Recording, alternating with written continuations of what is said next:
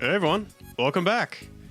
So I've been on a bit of a hiatus, but hopefully I have all my personal issues rectified, and I can return to a more regular upload schedule. Also, I do have some other more informational videos planned. Just bear with me. It takes a lot more effort to get those made. So yeah, I guess just stay tuned for that. Thanks. So today I bring to you Backstabbers. So this is a map that when it first hit the Global League, caused a little stir, a little ruckus, a little whatever you want to call it. And that's probably because it plays a little bit differently in the sense that you get income a little earlier. So if you compare it to something like Stalingrad, the initial income is more. So it gets the ball rolling a little bit faster. To balance that out, what was determined to be the best course of action was to have all of player 1's bases be controlled by player 2, and then player 1 just has to recapture them. So far, this seems to have been a solution that's worked out. I think it works out well. I don't see it being too overpowered, or I still see it being relatively close to 50-50 win conditions. Other really notable thing is not only are there pre-deployed units, there are pre-deployed tanks. So the tanks, and why I like the implementation of them in this case, is you have to make a decision.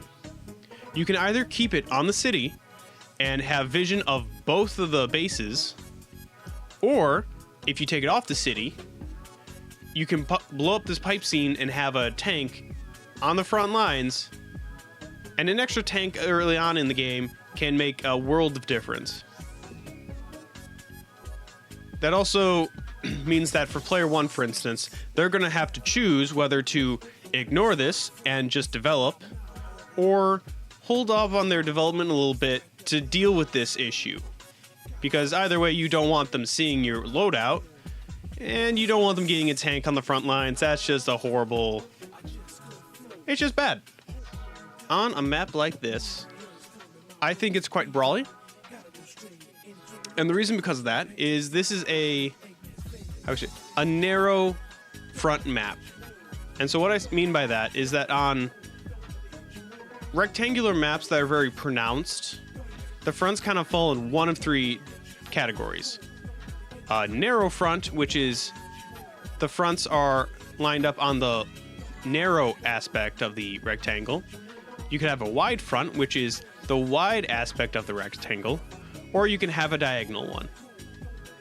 So the narrow one in this case leads to it being very easy to front shift. And in this case, these two fronts are going to be really close to each other. You can realistically have one unit, let's say a tank on one side, front switch it to the other side, and take a hit all in one. Whereas on a lot of other maps, it's going to take quite a little bit of time getting your units from one side of the map to the other. Also, you have contestable comm towers here. And for our purposes, I would look at those to kind of figure out how this map's gonna flow out. So first, let's just kind of take it from player 1's perspective on how long it would take a unit from the bases to get to each comm tower. So we're gonna start on this one. 1, 2, 3, 4, 5, 6, 7, 8. 8 units of movement. If we look at the other one, 1, 2, 3, 4, 5, 6, 7, 8, 9, 10, 11, 12. So if you were to, let's say, make a beeline for the towers, consistently, player 1 is going to be able to capture this. Player 2 will be able to capture this. However, if we start looking at the reinforcement lines for vehicles, I'm not going to go over 3 because you can just assume from 3 you can get almost anywhere in this front. But for player 2, this right here, this comm tower is close to them. This comm tower is close to player 2. Also keep in mind that there is an airport on this side, which is really close comparatively. And to some extent, for player 2, it's a little bit more of a pain in the butt to get an anti-air on this side than it would be on this side. So to some extent, I would consider this slightly stronger of a front.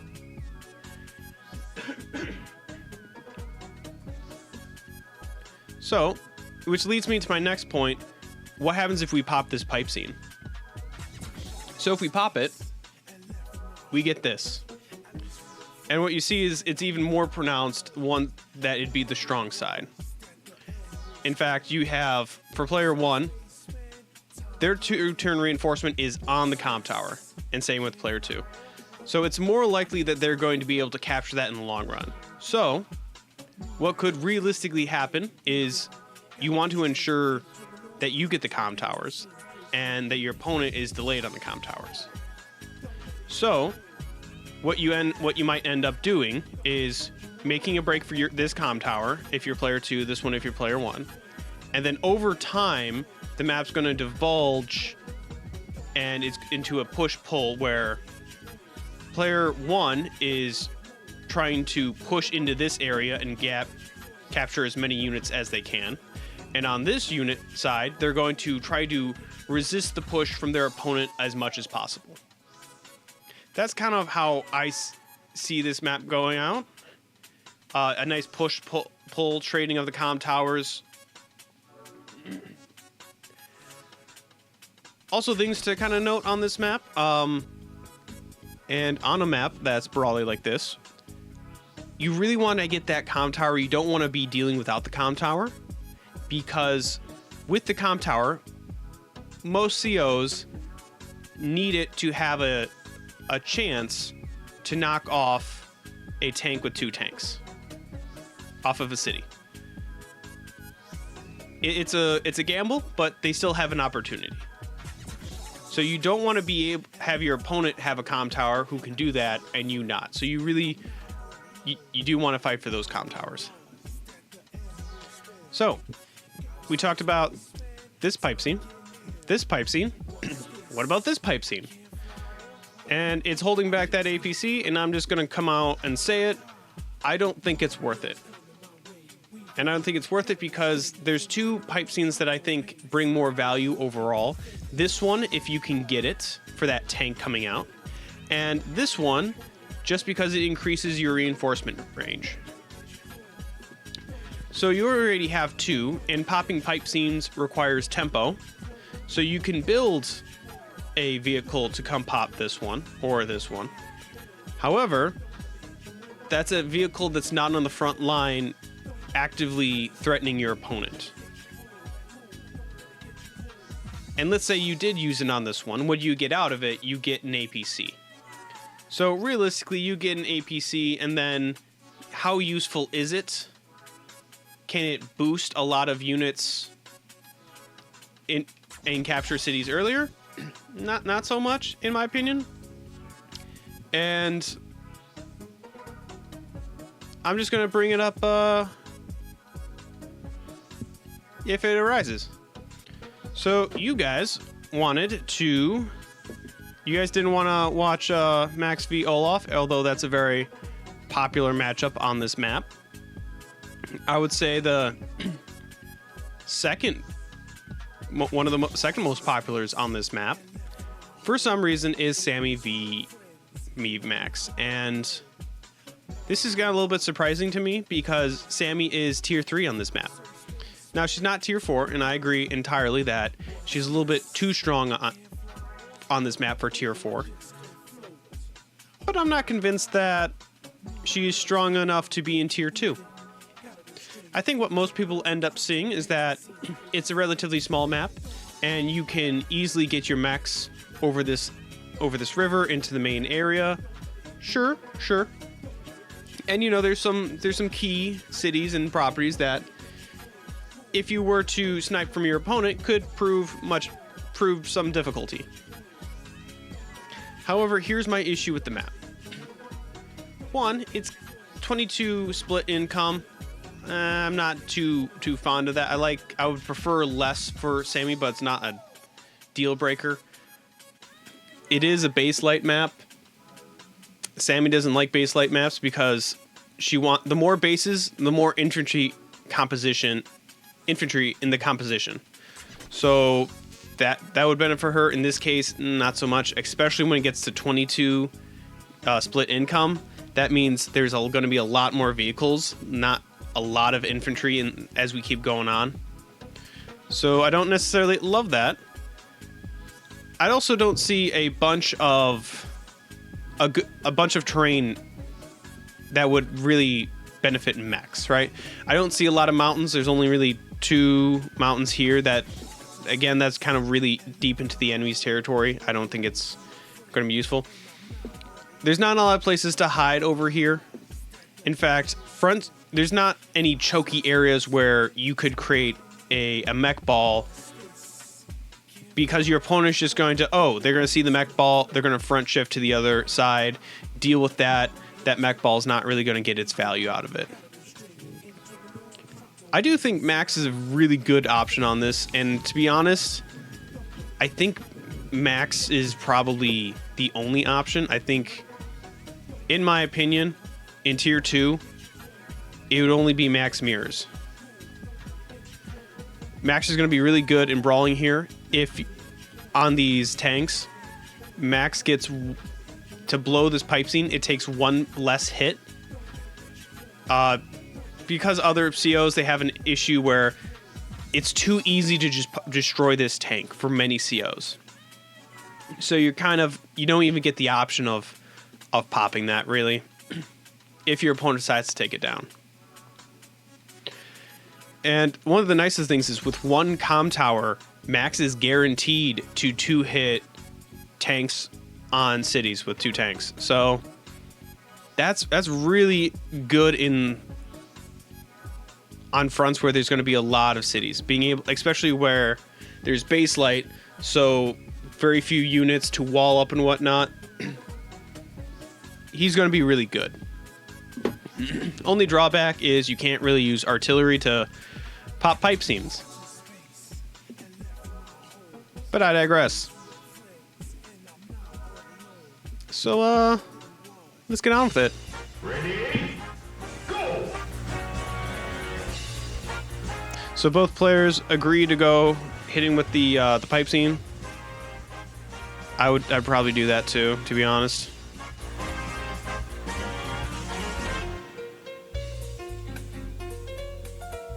So Sammy goes for the artillery, and I would say probably because there's a mech here, my thought process is the mech doesn't make sense to cross the river and go here. It's somewhat not as efficient as a infantry to capture properties. So most likely going to be used to pop this. This artillery being on this base makes sense that it'd be used to pop this.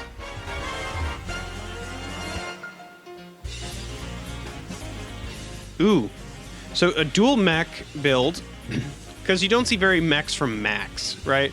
He's all about tanks. He wants to build tanks. The Max is an interesting way to go about it. As long as he makes as long as they have multiple purposes, I like it. And this is what throws me. Apparently I'm just wrong about this guy popping this. He's going this way. And 1, 2, 3, 4, 5. Yeah, I don't know what the artillery is for. In the deep of my heart, I really hope it's not for this, because you guys know my opinion on this. I don't think it's useful, even for Sammy, who likes transports.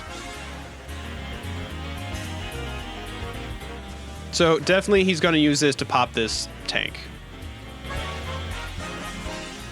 He's getting close, but still, there's going to be, with the Sammy mech, it's not going to be, it's going to be gone. And he is going for it. You see the little jiggle.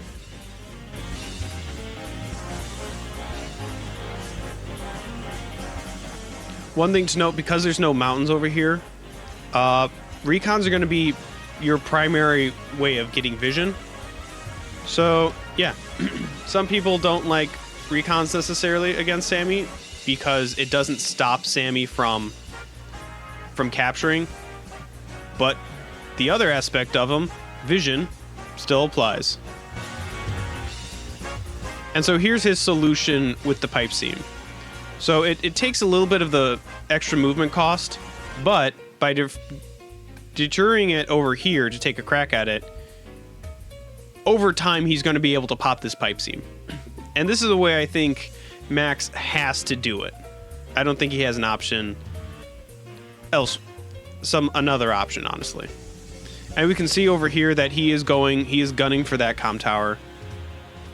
I mean, you could possibly try to go for this city first and then capture this next, get that secure that income that you're going to use right away, rather than the comm tower, which only gets useful once you start fighting. But I'm going to say the safe thing to do is to just grab the comm tower, because you definitely will get it. There are some ways, if Sammy were to really want to stop this, Sammy could actually get here if you stop to capture this first. So it's a risk. I would go the safe way though, and he goes the safe way too.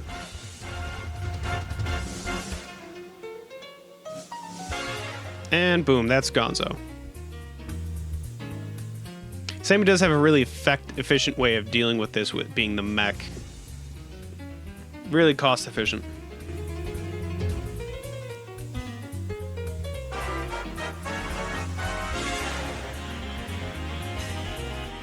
Yep, just making a nice little chain.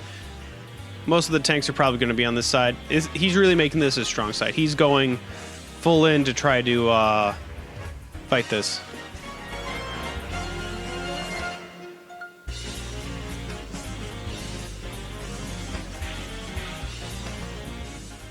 And it's free. And it moves forward. So this is one of my issues with this. He's just kind of moving forward. It's really what he would want to do is bring it to his bases, load up an infantry or a mech, and use them and then use the APC to shuttle them close to the front of the field.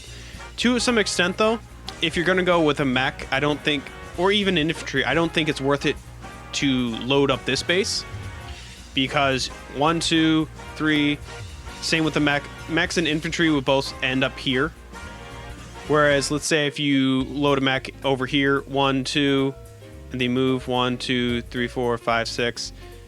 You're getting the same amount of movement. There's no real benefit to movement using the APC on this side for infantry and mechs. Really where it would come to is the benefit on this side, which, again, that's going to take an additional turn to get over here to an area where it can actually be usable. I'm just not a fan of the APC on this map. But maybe I'm wrong. Someone prove me wrong, please.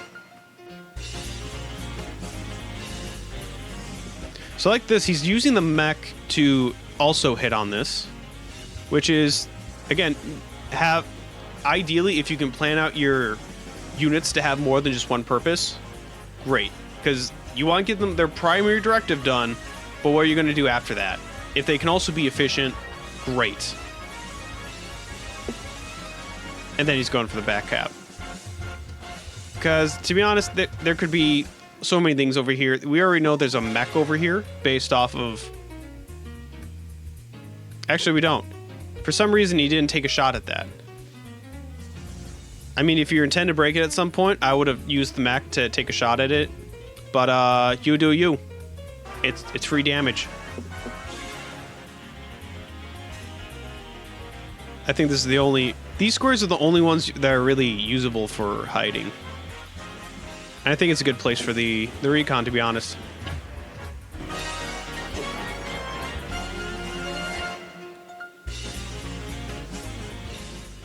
Oof. So, I don't understand the logic here. You're moving into the enemy's territory. If you really need vision. Honestly, what you should have done is move this infantry here or something, get vision of this guy, and then move. because now you're trapped right next to a city with a tank. That's, in this scenario, that's going to be a one-shot. There's a good chance that's a one-shot.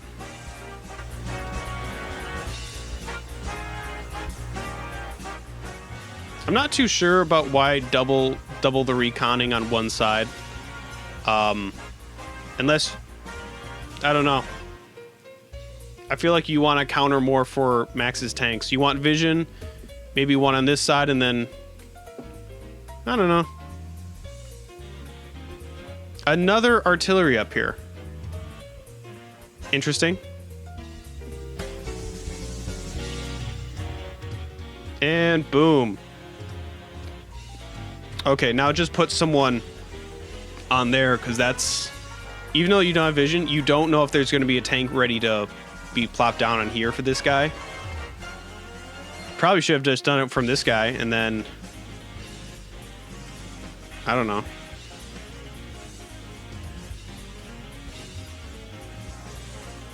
So I like this. This is ready to be popped next turn, and you have this guy who's going to take advantage right here. He planned ahead. Great. And probably just use this guy to pop it. This guy can go on this city, start capping it or something. So far, the development seems good.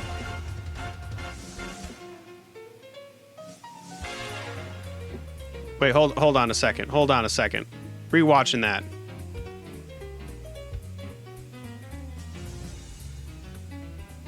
This guy right here. This tank doesn't move. Why use this guy if this guy would have done the job? I don't understand that. I feel like he wasn't paying attention or something. I don't get it. Ooh, recon violence. I'm not a fan of it purely because the damage you're going to do is going to be peanuts. The only way that would have been worth it, I think, is if you took the time to delay this capture to fight this. But even that, would it be worth it?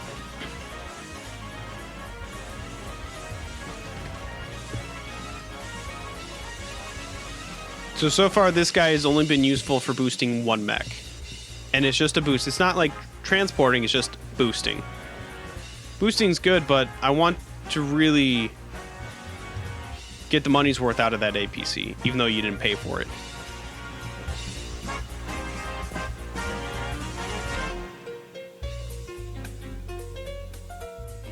Finally, see, one of the drawbacks of doing that tank movement is that there's usually a tank on this property, and because of that, you're not going to capture it until just now.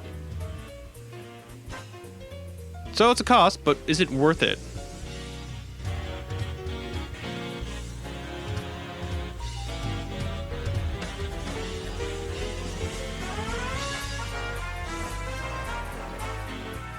So this is good. He probably should have had this one turn earlier, this anti-air. But he needs it because his opponent's starting to produce copters, and that's... Ideally, it'd be one turn earlier, but oh well.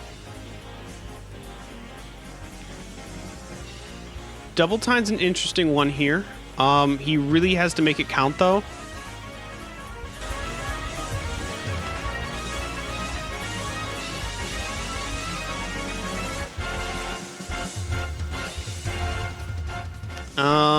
So I don't know about that.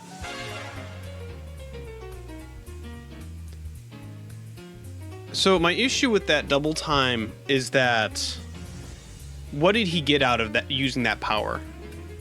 He got rid of he got one recon, one damaged recon, one infantry. That's not a lot for a power, to be honest. I mean, it just kind of equalized the amount of damage over here with that plus 10. It wasn't great.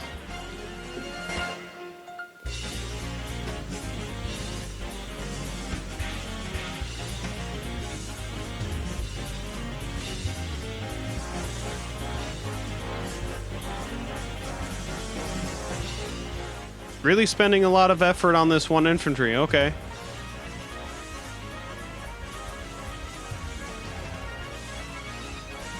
Okay, so look at this again. Another unit he just doesn't move. I don't think it had to die. You just left it there to die. It didn't have to be like that, man. He could have lived. His family could have seen him. He could have come home from war. Hang up his hat and whatever people do after they come home from war. So he pops this pipe seam, but unlike our friend Max here, he doesn't have a tank or a vehicle ready to reinforce that, like ready to take advantage of it. So I would have preferred a little bit more planning, because a simple infantry doesn't get really that much benefit from that pipe seam being broken. Again, more mechs. The whole point of doing this is so you can get your vehicles out, because he has two artilleries. They're really a defensive tool. I want something that can... Sammy needs tanks. There's no way around it. Sam needs tanks. Sammy is doubling down on the copters. Yeah, he probably because Sammy has not yet seen this anti-air, but at the same time, one of my considerations when determining my build order to build copters or not that turn is, can I get away? Am I able to purchase 2 tanks or a copter that turn? So in my mind, 2 tanks that turn gives me 2 vehicles to utilize. That's a little bit more firepower earlier on versus a copter and let's say nothing but infantry. Infantry are good, and you do get the increased unit count, but you don't get as much raw damage as soon, which it could make the difference between, especially in a map like this, being able to knock off an opponent off of a city or not.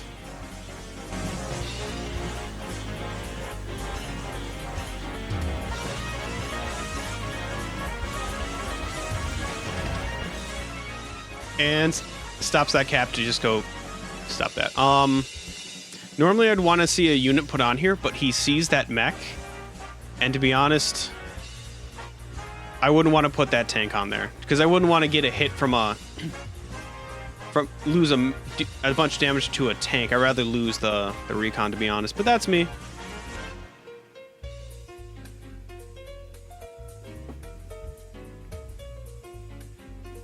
This copter's really getting his money's worth. It's still not doing a ton of damage because Sammy just doesn't have the direct damage, but it's doing something.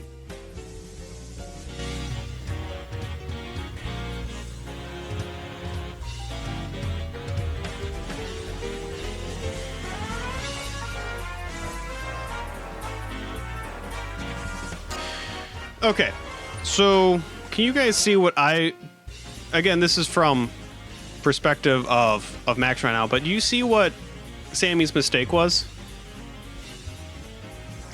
So in this instance, this is the weak side of Sammy, and Sammy just pushed forward, really difficult with all their units, right before a Max super. Max has his super, and can just launch into that and just... As long as he is able to get vision, especially of this guy, it's going to be bad. I mean, granted, Sammy did do a bit of a pullback on this side when they did this push, but still, you presented all the valuable units right here, and that extra movement's going to make a world of difference.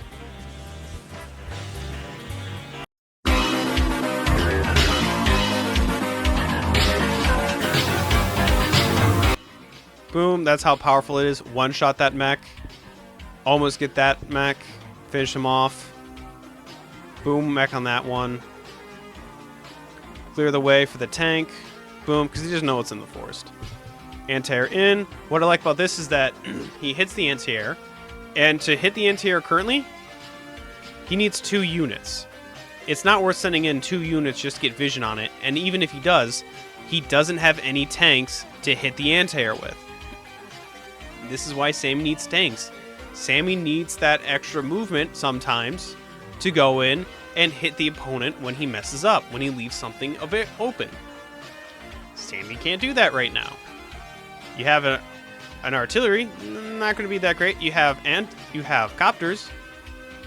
But see how one anti-air pretty much has you shaking in your boots?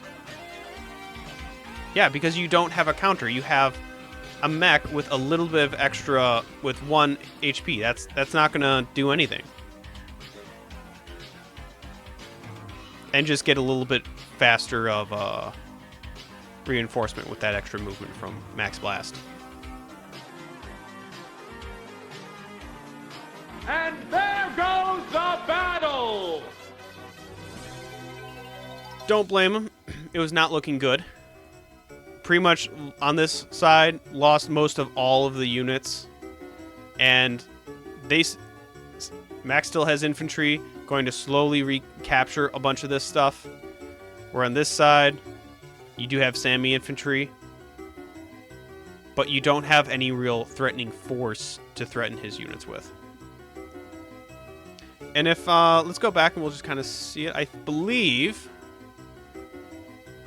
from like this day forward, Sammy maintains an income lead for the most part. So even with the income lead, it's not the only determining factor. If you don't have proper build order or plan well, it's over. Yeah. Well, if you saw any moves that you thought were good, if you guys thought you saw any moves that were really bad that I may have missed, let me know down in the comments. And as always, thanks for watching.